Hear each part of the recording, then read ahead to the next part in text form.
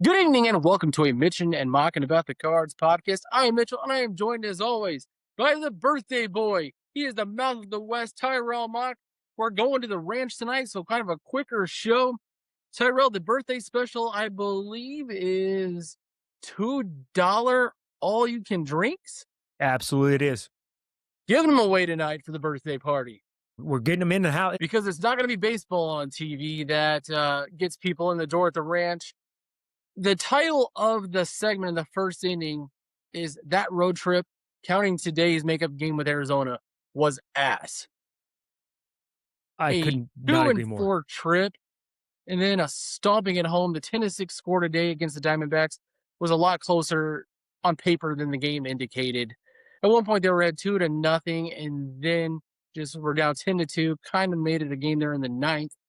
You look back at the Angels series, the worst team statistically in the American League. You lose 2 out of 3, only win Hunter Dobbins start. You got beat down in the desert, as we talked about Sunday. We were hoping for a 3-1 week leading in from Sunday night show into tonight's show, maybe even a sweep. It was the flip. It was a 1-3 week, limping in now, 2 games over 500, but only a game and a half on the wild card. Surprisingly, at this point, I think we'll talk about that in a second. You're -4 in the raw differential. Tyrell, what do you think about the week? Especially coming off this All-Star game break, that was a horrendous showing by the Cardinals. They looked flat. They looked bad fundamentally. No, there was no enthusiasm in them either, except for that 4-run ninth inning. I didn't see anything that really was the same first half Cardinals. They felt out of the games in LA and in out here in Arizona. It just did not feel like the same team coming back from the break. And I wonder if it's now that July, August is starting to get to these young players. And that's possible. Younger team kind of grinding it out. The other flip side is the pressure getting to them that they're finally showing a little success. And now they got to play perfectly because there's some fundamental breakdowns out there. We talk a lot about Jose Fermin. It was a nice story, but he's a piece. But he's in the lineup every day at this point. Church has stopped hitting. Blaze They're trying to Jordan, ride their hot hand on him. Why? Blaze isn't getting much run lately. Like, what is going on right now? They're trying to play this hot hand with Fermin. And you got Church and the Newt Bar situation going on in the outfield. They're trying to figure out, I think they're just trying to figure out the best lineup for him. Nobody's producing right now except for your top three again, like they have been all year. And you got to take Herrera out of that even because Herrera's been god awful the last 30 games. If you want to count him, I think he's hitting 212. No pop. If that. He needs a break. He had played all 99 games until the other day when they finally gave him a break. I think what we're seeing is a young ball club finally hit that wall. They came out gangbusters. Nobody thought they were going to do anything. They proved that they could do something, and the pressure got to them a little bit. The winning did, and then the season got to them with the long expanse of it. And I think what we're seeing now is that wall being hit, and the ones that have the most experience, the two most experienced is Burley and Walker right now, who are still at it. JJ is doing great. And everybody else is hitting that wall offensively and pitching wise. You've given that bullpen. You've rode it too hard for too long. You've wore out those arms. Yeah, there's no arms. We'll talk about the rotation here in our next segment. There's just nothing left in the tank. The sad part is Tyrell's not even August yet. And there's nothing left in the tank pitching wise. Yeah, you have no depth. So what are you going to do? You can't go down to Memphis to get more depth. You releasing relievers left and right. You released Blewett. You released Zimmerman. Like who else are you going to bring up unless you're going to start bringing up your rookies or start signing journeyman? And then that's kind of where we'll go with it when we talk about the pitching problems in a second. This weekend, though, the Reds are in town. Cincinnati 47-54. They're in the bottom of the Central. They have won 2 in a row, though. When you look at how the pitching odds kind of line up this weekend, though, they are favorable to St. Louis. Rhett Lauder against Dustin May. You don't know what you're going to get with Dustin May anymore. Palante goes Saturday, and then Kyle Leahy on Sunday. So those are all favorable matchups. But then you hit a big series there in the week against the Chicago Cubs. This is kind of, and we talked about earlier, is your make or break time. This could be a whole different thing a week from now, or this could be they could be rolling in the Chicago series about to get dirt stomped. I think it all depends on what Dustin May does in his start. If he performs well, I think you're going to leverage out going in there, and it's probably going to be his last start as a Cardinal. By the way, I think he's probably going to be traded at some point, and he's going to have to have a good showing. If he's not traded after this start, it's going to be after the Cubs start. I don't, bro. Cubs are playing well. I don't see them. They're dull offensively. They're just not. They're not taking pitches like they were. They're swinging out of their heels all the time. I'm hate to say it, but I think they're only going to go 3-5. Going thence through the Cubs series, correct? Yeah, yeah. Let me circle back to a point you just made. If you just go off the 4-day rotation, Dustin May is scheduled then to start 1, 2, 3, 4 Wednesday the 29th against the Cubs. Does he make that start? Ooh. Yeah, because okay, I forget that the deadline is now August 3rd, not July 31st. Yeah, he'll make that start, and that'll be his last one as a Cardinal. Unless he pitches well in the Cincinnati game. If he does a great, people are going to start offering for that. But I think it'd probably be that Wednesday start be his last start. And we'll talk about more about the trade deadline stuff. But while you have it brought up, do you see some action coming this weekend? Now we're a week out of the All-Star break, just around Major League Baseball, especially with the pitching side. You make the trade now instead of the third, you steal a start Mm-hmm. from an arm you acquired. Do you see some action getting moved? Uh, no, because the Cardinals are going to want the best deal possible. So they're going to try to go right up to the deadline and get as much possible to boost that depth and the minor leagues. Around baseball, I see more. You've seen the Brewers already made some moves. I don't see him do anything. I think Heim's going to wait it out because he's a shrewd trader. So I think he's going to wait it out and get the best possible deal he can. I probably agree with that. I think, again, like you said, if he's lights out tomorrow, I don't think he makes that start. Yeah, gone.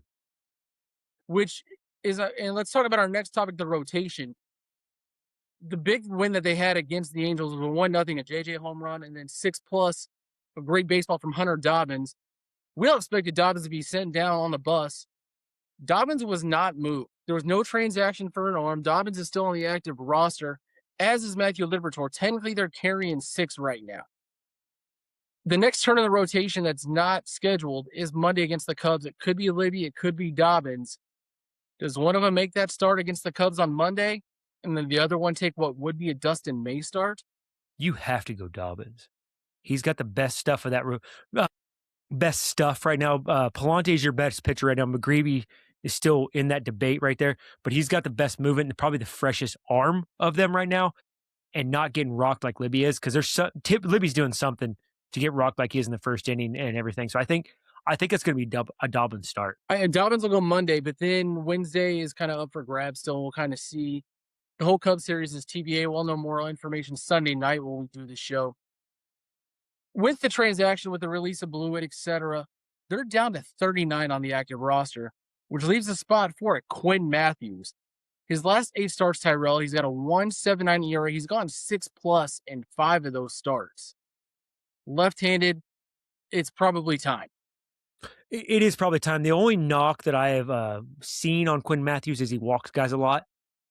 But if you still get that type of ERA, you're not letting him. You might be walking guys, but you're still not letting him in.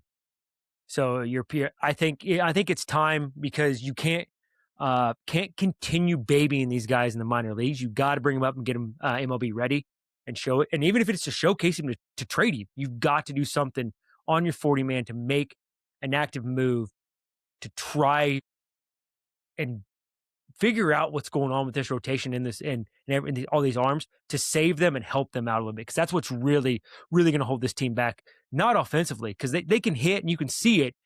The pitching is going to hold them back every single time.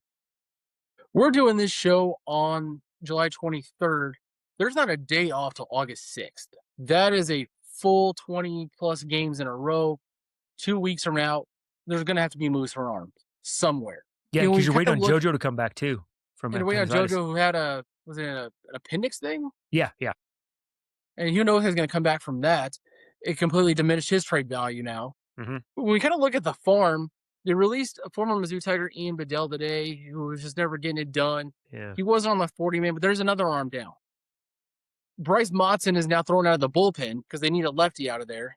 I mean, there's no plan for the pitching, it feels like. It really does, and that's the kind of crazy thing because for the longest time, the farm system was so reliant upon the arms, and that's what got us through everything was the arms. We went out and signed guys, major league deals. That's why we got Goldie. That's why we got Arenado because we felt we had that depth in the minor league system to garner us and get us in the playoffs and stuff. I don't see that depth, and I think they've let that lax and go away, which is why you saw a lot of trades from Mozeliak in his last 2 years of trying to replenish that farm system with arms. But now you've got Rajek just went through Tommy John. Roby's coming back from Tommy John, so it's Herpy, Jerpy. Your depth is gone in your farm system. So I think legitimately they're going to have to end up trading May, probably Newt Bar, just to replenish that farm system to get them through what they're going to go through right now, or trade for an old arm like they used to with John Lackey and Lester. And then you've got like a Mason Molina who's being pushed through the system, a lefty who got rocked in Memphis just to get through. Tink Hintz, they're trying to get something out of him at this point. I think he makes his debut in the second half just because, again, they're out of bodies. Thompson just got moved from Double A to Triple A. They're pushing a lot of those fringe guys up as fast as they can, but you're taking your time with your guys like a Liam Doyle, Tanner Franklin, guys who are legitimately going to probably be prospects. While at the same time, you're just kind of hoping and praying here that any other arm can get through as fast as possible. Absolutely, and they're not, and that's the crazy part is they're riding the hot hand with offense, but they're not riding the hot hand with the pitching staff. It feels very much, and we've said it before, the offense is ahead of the pitching.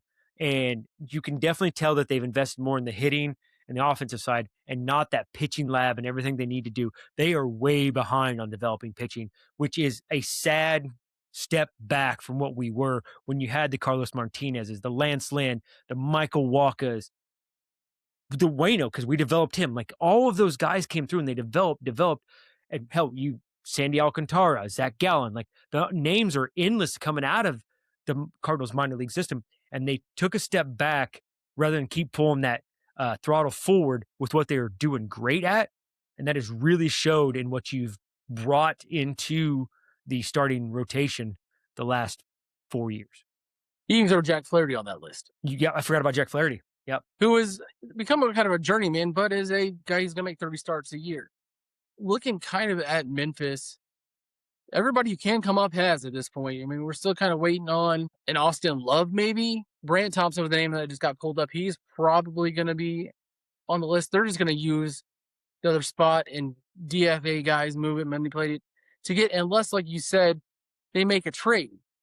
Which, speaking of the trade deadline is coming up in about 10 days. We may go semi-live-ish that afternoon on August 3rd to kind of talk about around the baseball world. Tonight's trade deadline spot is on Riley O'Brien. He's an all-star closer with 3 years of control.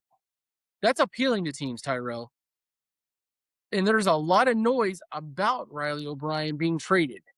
What kind of package do you think an all-star closer who's second in the league in saves? Now, we watch it every day, and we know he is smoke and mirrors through and through. Kind of reminds me of, here's a poll for you, Dave Barris. Oh, there's a poll. Dave Longball Barris. Yeah. What kind of package could you get back for him? He's also 31.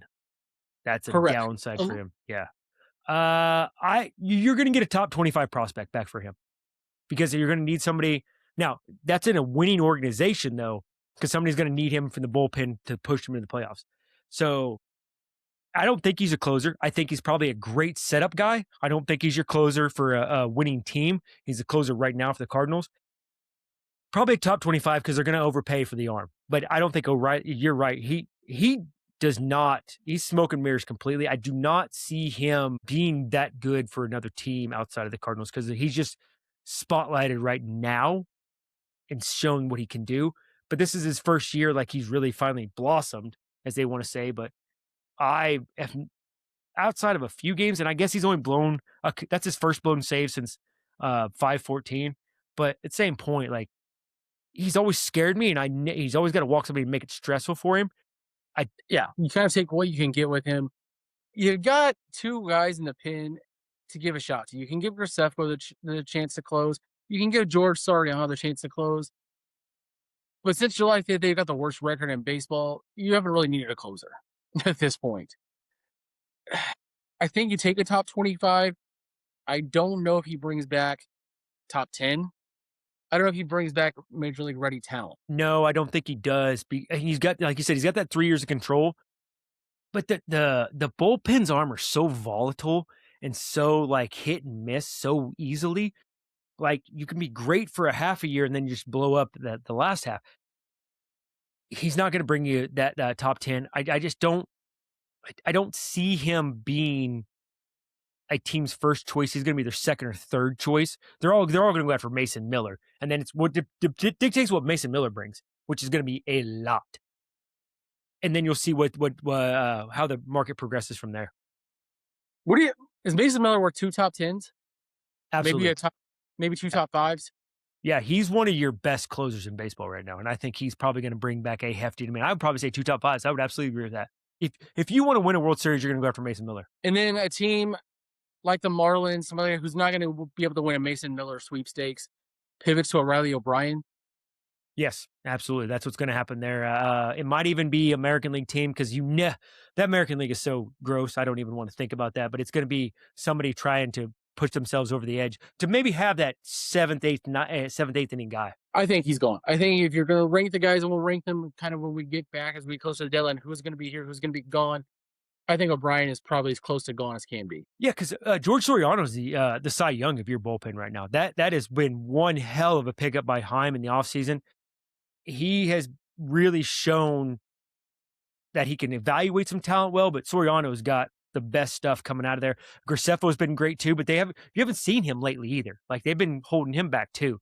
But I absolutely think O'Brien's gone. And tonight's pickup or hang up, this name's kind of been floating around lately, and it's kind of interesting. You're our Heimblum, and a team calls you about Ivan Herrera, who's got 4+ years of control left, 26 years old. Let's just call it what it is. He is terrible defensively. And you've got a slew of catching prospects. He can hit, but his position is hitter right now. But he's not hit for the pop you would hope. No, but also if you look at some of the stats of what the pitchers are when Herrera catches, they actually get better when he's catching not Pages or Crooks. So he's calling a good game. So he does have some wherewithal there. I'd pick up that phone call. With as many people coming behind him with Bernal, Rodriguez, Crooks, if you give him more playing time, maybe, but he is not hitting shit like he was on AAA. I'd absolutely pick up that phone call. Just see what you're going to give me for Hervan Herrera. His OPP is 366. That leads the club. He's got 51 walks, and he gets on base. I mean, that's what you want. You want to get on base, especially in front of Jordan Walker, especially in front of Alec Burleson. JG does a great job of that as well. It's not showing right now because they're not driving in, they're not scoring any runs. But he's replaceable, I think. I think he's a cog in the machine that is easily replaceable. Is he worth the top 15? Could he bring you back an arm that could help right now? Probably not with this latest downturn, but early on, he could have. Man, people they value their prospects so much rather than, hey, I guess Herrera's still trying to prove himself. Let's give you a top 15. Because, I mean, with that year controlling the years and youngness of him and the fact that he can have that pop, I could see him bringing you back a top 15 just because of that potential still there. Because look what Newt was going to bring you back several years ago. It's the same kind of thing right there. I think Herrera could bring you top 15. Yes or no? Does he get moved? No. They think too highly of him. I tend to agree with you. I think he stays. Is he a core piece, though, for when you're ready to compete? Boy, I thought he was at the beginning of the year. I'm beginning to think that. I know he's your Iron Man of this team. And I know he's got a great personality. He's probably a clubhouse guy. No, your core is going to be no. You got too much young catchers coming behind him that's going to push. Burley's more of a core guy than he is. So your core is going to be Burley, Wynn, Weatherholt, and Walker. Let's kind of see that. You know, back in the days of yore, when things were going so much better for St. Louis, we were talking about who they were going to acquire. Remember the days of the message boards, Twitter, Juan Soto for Dylan Carlson, and Mo wouldn't pull the trigger because he wouldn't give up Nolan Gorman and Dylan Carlson for Juan Soto. Now looking back at that, that's horrible, right? That is typical John Mozeliak.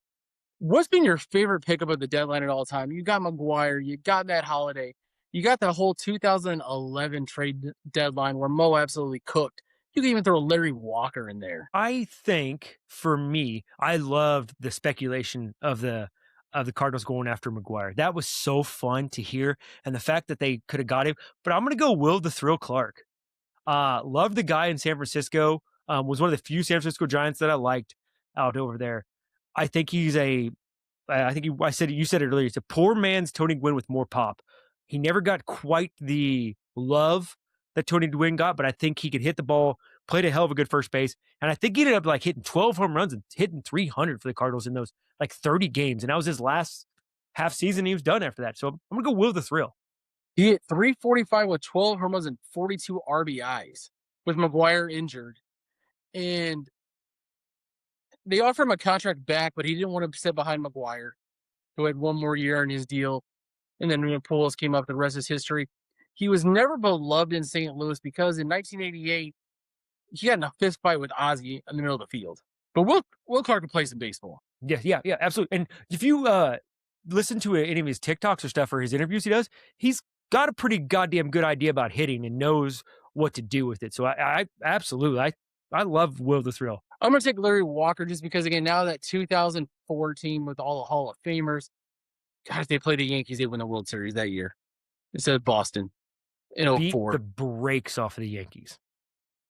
And Larry Walker was a shell of himself by the time he came to St. Louis. The neck was gone, but man, it was so cool to have Larry Walker. Obviously, the McGuire trade was a big one.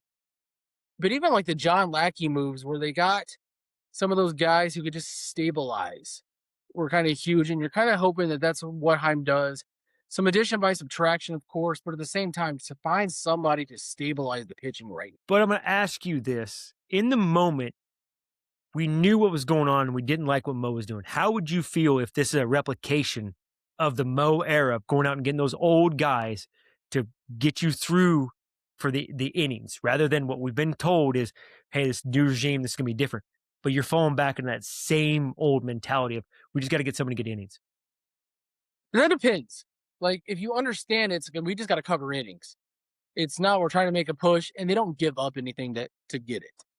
If it's a guy who's a fringe AA arm who's not going to amount to anything, and you just had to give a body or some international signing pool money just to get a guy who can cover the next, give you 60 innings down the stretch, that's one thing. But if it's we're trying to make a playoff push and this is the low hanging fruit that we got, I would like to have said, before the All-Star break, look, they're not going to get Tarek Stubble, but maybe a Casey Mize. Now I don't see that at all. My stance has changed. I was gung ho. Let's go get some arms. Let's go after a playoff spot. Now I'm a sell everybody but Fred Bird and Jordan Walker and JJ Weatherholt. Yeah, I think we've both kind of been on that bandwagon, and I think it's just our exuberance as fans. I don't think we're over optimistic, but we also do see what's going on, and we understand it's a rebuild year. But at the same point, it's hard not to get caught up in watching very good baseball and the excitement of what this team brings. So it's really easy to get caught up in that. But I think I'm running on the same page with you. Like, we are in a rebuild. Let's remember that we're probably just going to get maybe the third playoff or wild card spot, and then get go no further than that. Yeah, I get dog walked in the first round by the Phillies or the Dodgers or the Cubs, even in Wrigley, which would make it even worse.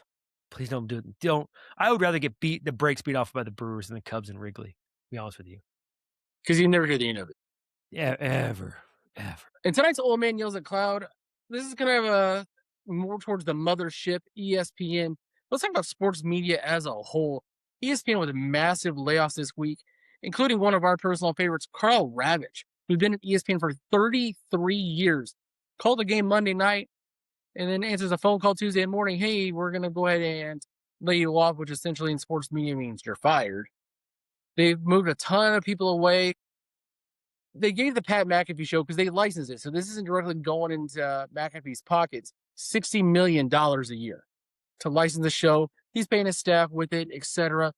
He's earned his money, and I'm a capitalist that, kind of, if you, free market, man, if that's what you're worth and somebody's willing to pay you, get your bag.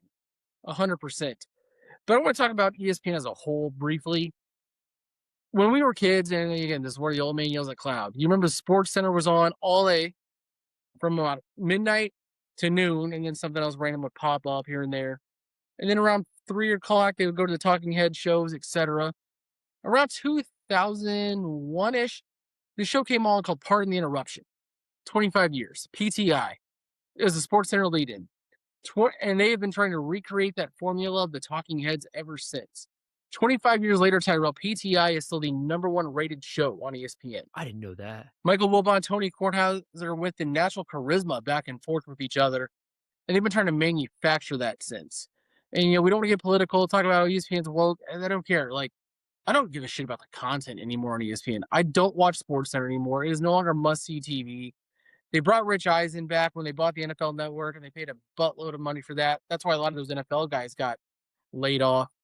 Where do you see the sports landscape going? How much ESPN do you watch? Because I know back in college you watched it all the time. But what turns you to ESPN now outside of a game, if anything? That's it. Just a game. I don't WWE because that's on there now too. I don't go to ESPN for anything anymore. It's all I've got the app. The only time I do is go to the game. I don't watch anything. The highlight reel.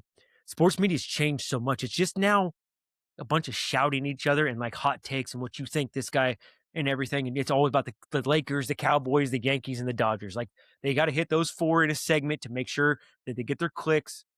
It's changed so much, and it's not even you don't have the insight that you once did. Like hell, you have Peter Gammons on Baseball Tonight, and they wax poetically about guys and give you all this information, and that's just not there anymore. Like it's just about quick little snippets of what you can say for the 5 seconds of our attention span right now, and it's really gone downhill. About the only announcer that I really will go on there for a Monday Night Football game occasionally, if it's a team I like, is Joe Buck.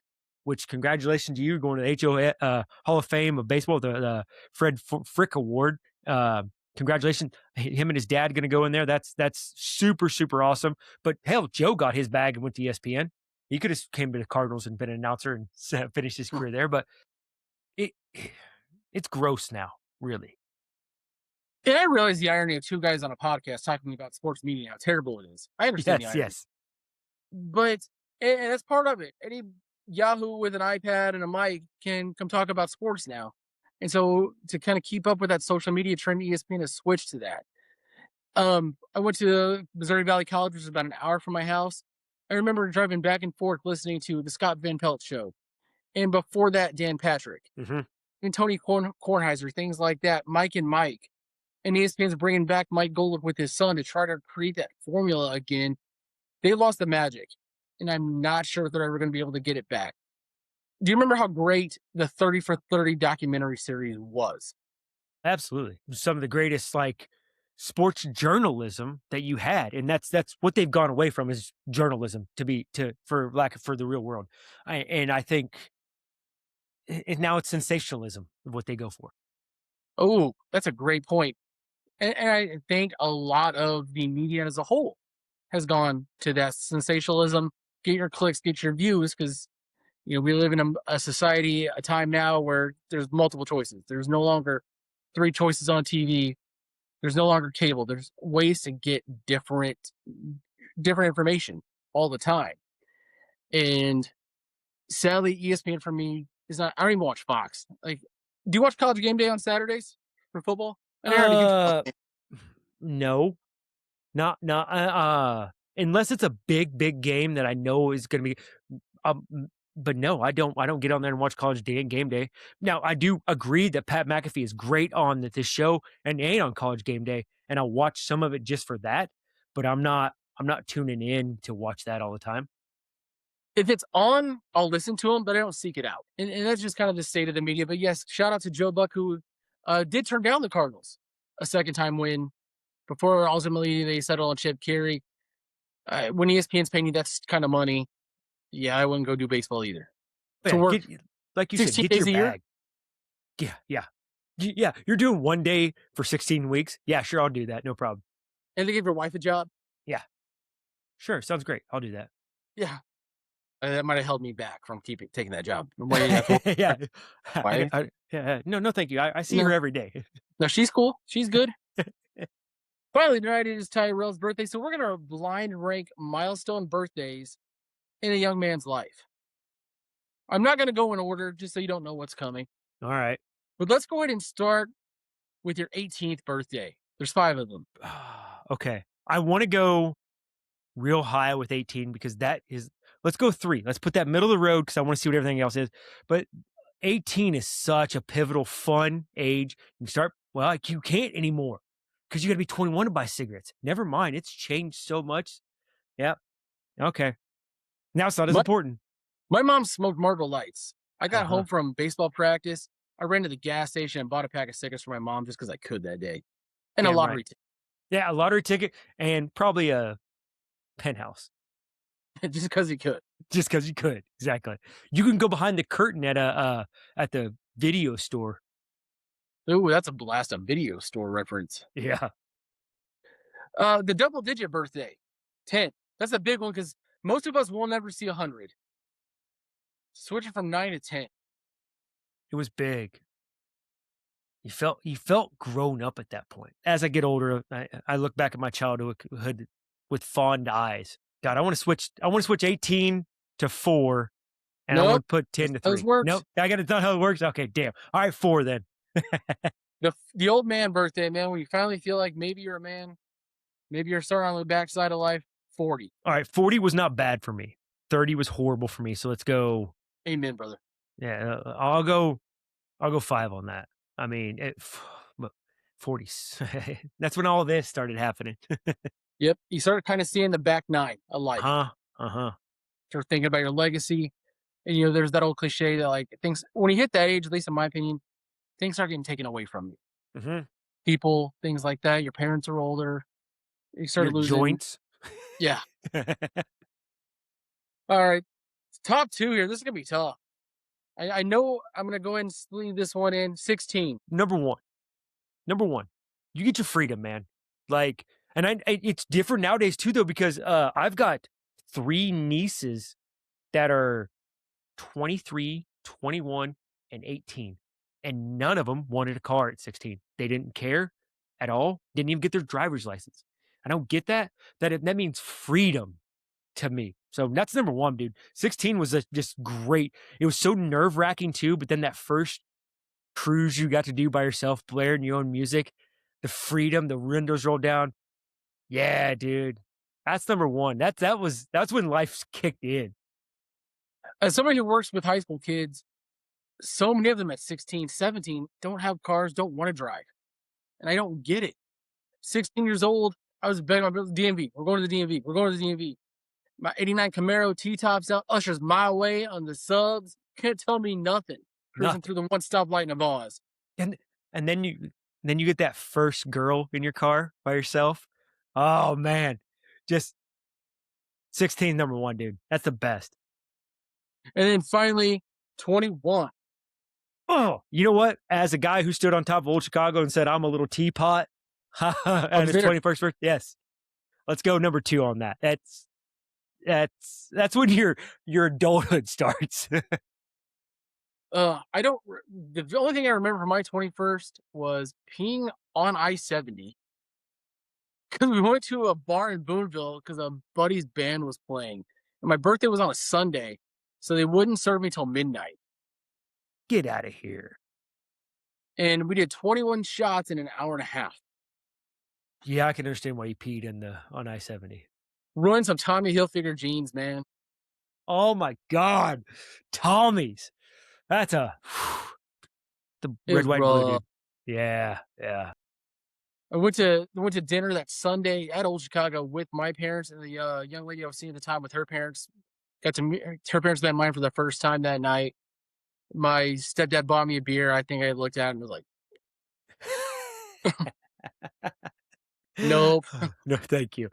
You no." son of bitches made me do a 3 wise men. And I was like, why is Oh, this my first shot? Ugh. there was rumors there for a while. Old Chicago was coming back to Columbia, but it never happened. There's an old Chicago out here.